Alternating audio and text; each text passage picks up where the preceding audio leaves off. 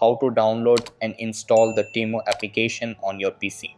Hey guys, in this video, I will show you how to download and install the Temu application on your PC. Alright, so let's begin with the video.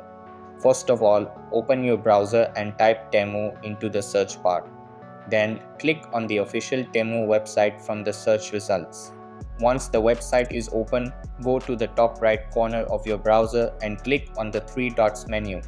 From the drop-down, hover over Cast, Save and Share and then select the Create Shortcut option. A pop-up will appear allowing you to rename your shortcut. You can name it Temu Shortcut or any name you prefer. After entering the name, press Create. Now minimize your browser and go to your desktop. You will see the newly created Temu shortcut icon. If you double click it, it will open the Temu website directly from your desktop. So that's basically how you can download and install the Temu application on your PC. So that's all for this video. Consider subscribing if you find it helpful, and I'll catch you in the next one. Thanks.